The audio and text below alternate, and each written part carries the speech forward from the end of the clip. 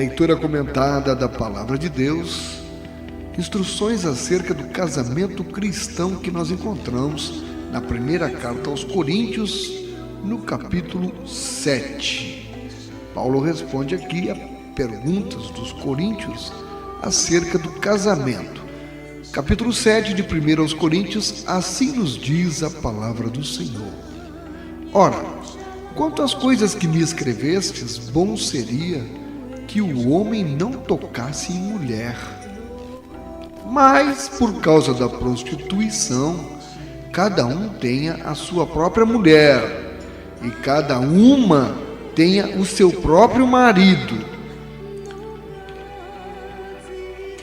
Aqui, queridos, os coríntios, eles escreveram para Paulo, fazendo várias perguntas relativas à vida dos cristãos e aos problemas na igreja. A primeira pergunta tinha a finalidade de questionar se era conveniente casar-se. Paulo responde a essa e outras perguntas ao longo dessa carta. Os cristãos em Corinto, eles estavam cercados pela tentação sexual. Até em meio aos pagãos, a cidade tinha uma reputação de imoralidade sexual e prostituição religiosa. Prostituição religiosa. Alguém poderia se perguntar o que seria isso? Depois a gente comenta o que é a prostituição religiosa. E foi para esse tipo de sociedade que Paulo proferiu essas instruções referentes ao sexo e ao casamento. Os coríntios precisavam de instruções específicas, especiais. Os coríntios. Por causa de quê? Dos padrões morais de sua cultura. Todavia, veja que a cidade de Corinto, ela se destacava com essa triste fama, mas hoje a gente analisando a nossa sociedade contemporânea, eu acho que nós ultrapassamos em muito, certamente, a imoralidade reinante em Corinto. Na sequência, Paulo diz no capítulo 7 de 1 aos Coríntios, verso 3: o marido pague à mulher a devida benevolência, e da mesma sorte a mulher ao marido. O marido pague à mulher a devida benevolência, e da mesma sorte a mulher ao marido. A mulher não tem poder sobre o seu próprio corpo, mas tem-no o marido. E também da mesma maneira, o marido não tem poder sobre o seu próprio corpo, mas tem-no a mulher. Interessante, né? Essa passagem aqui. Não vos defraudeis um ao outro, senão por consentimento mútuo, por algum tempo, para vos aplicardes à oração. E depois, ajuntai-vos outra vez, para que Satanás vos não tente pela vossa incontinência. O que é que quer dizer isso?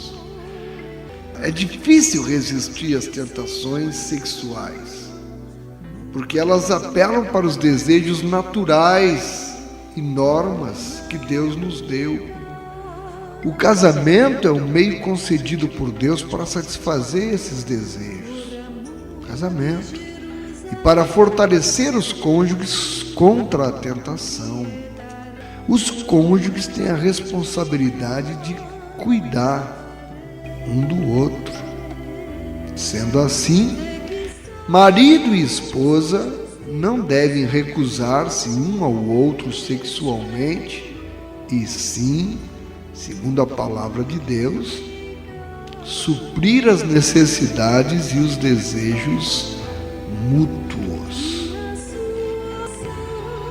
Aqui ele continua: digo, porém, isso como que por permissão e não por mandamento. porque quereria que todos os homens fossem como eu mesmo. Mas cada um tem de Deus o seu próprio dom, um de uma maneira e outro de outra. Bom, queridos, espiritualmente o nosso corpo passa a pertencer a Deus quando nos tornamos cristãos, porque Jesus Cristo nos comprou. Ele pagou o preço para nos libertar do pecado. Fisicamente, o nosso corpo pertence ao nosso cônjuge. Você entendeu? Espiritualmente, o nosso corpo pertence a Deus, mas fisicamente, o nosso corpo pertence ao nosso cônjuge. Porque Deus projetou o casamento de forma que, através da união do marido e da esposa, os dois se tornassem um. Paulo aqui enfatizou um completo equilíbrio nas relações sexuais. E nem o homem nem a mulher devem buscar o domínio ou a autonomia.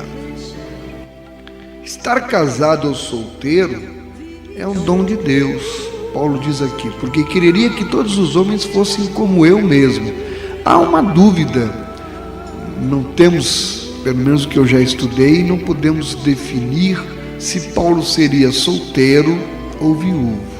Agora, certo é que ele não vivia com uma mulher. Então ele diz, quereria que todos os homens fossem como eu mesmo, mas cada um tem de Deus o seu próprio dom, um de uma maneira e outro de outra. O que ele quer dizer aqui, que estar casado ou estar solteiro é um dom de Deus. Um estado não é moralmente melhor do que o outro. Ambos são valiosos para realizar os propósitos de Deus. Por essa razão, é importante aceitarmos a nossa situação. Quando Paulo disse desejar que todas as pessoas fossem como ele, vamos supor que ele fosse solteiro, creio que ele era solteiro, mas há teólogos que acreditam que ele, estudiosos da Bíblia, que acreditam que ele fosse viúvo, mas não, tudo isso é ilação. Então ele diz que desejava que todas as pessoas fossem como ele, sozinhos, solteiro. Ele expressava aqui seu desejo de que mais pessoas, na verdade, se dedicassem completamente ao ministério sem preocupações com o cônjuge e uma família, assim como ele. Mas ele não estava criticando o casamento. Afinal, esse foi o modo criado por Deus para oferecer companhia ao homem e povoar a terra. Louvado seja o nome do Senhor por isso. Se você é solteiro, é um dom de Deus. For vontade de Deus que você venha casar, Ele vai te mostrar a pessoa ideal para você. Tanto casamento destruído, porque as pessoas não buscam seguir a orientação de Deus, não oram. Mas se você é casado, é um dom também. Procure manter sua família, procure manter o seu casamento, porque ele é um dom de Deus. Dificuldades todos têm. Por que você só agora, talvez depois de algum tempo, é que foi perceber que a pessoa com a qual você está casado tem defeitos, e esses defeitos estão te incomodando? Afinal, quem não tem defeito? A verdade é que muitas vezes, amados, nós colocamos a carroça na frente dos burros. O que eu quero dizer com isso? Quando não queremos seguir o ritmo natural da vida.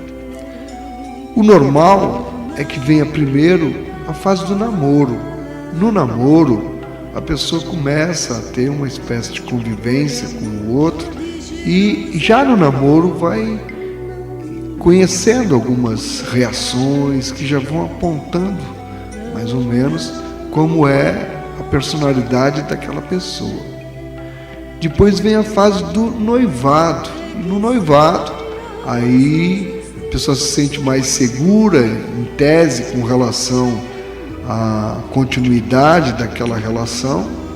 Então aí tem condição, inclusive, de conhecer mais ainda, mais traços e reações da personalidade, do caráter daquela pessoa com a qual está se pretendendo constituir uma família, casar e manter um casamento até que a morte os separe. Aí a pessoa, quando vai para um casamento, tendo passado pelo namoro, pelo noivado, chega no casamento, mas também não é loteria. Isso não é uma loteria. Você não tiver convicção, não entre. Agora, se você entrou, faça de tudo para harmonizar a relação dentro do seu lar. Defeitos todos têm. A arte está em a gente encontrar as virtudes. E certamente, se fosse colocado numa balança, as virtudes do outro pesariam mais. E as suas, com certeza, também pesariam mais numa balança. Ninguém só tem virtude ou só tem defeito. As pessoas são assim mesmo, somos falhos, somos humanos, mas as dificuldades no casamento podem ser resolvidas, enfrentadas, sim, solucionadas, principalmente quando se tem algo chamado bom senso. Bom senso. Programa Momentos com Jesus.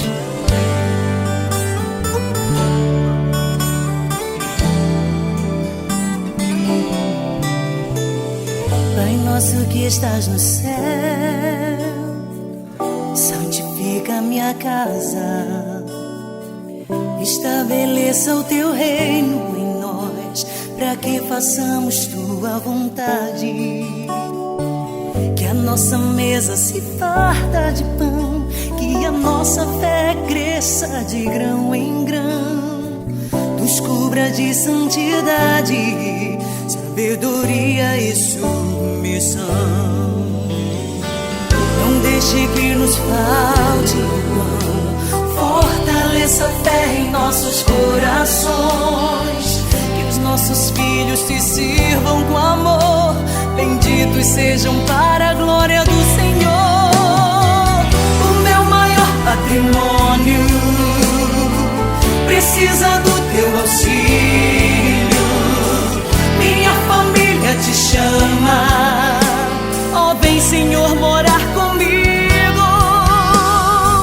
A tua graça nos faz prosperar, tua palavra nos edificará. Pai nosso que estás no céu, santifica o nosso lar. Santifica, Senhor, que a nossa mesa se farta de pão, que a nossa fé cresça de grão em grão, nos cubra de santidade, sabedoria e submissão. Não deixe que nos falte o pão, fortaleça a fé em nossos corações, que os nossos filhos te sirvam com amor, benditos sejam para a glória do Senhor. O meu maior patrimônio precisa do teu auxílio. Minha família te chama, ó, vem Senhor morar comigo. A tua graça nos faz prosperar, tua palavra nos edificará. Pai nosso que estás no céu, abençoa o nosso lar, eu e minha casa serviremos ao Senhor. Todos os dias te daremos o melhor do nosso louvor. Eu e minha casa serviremos ao Senhor.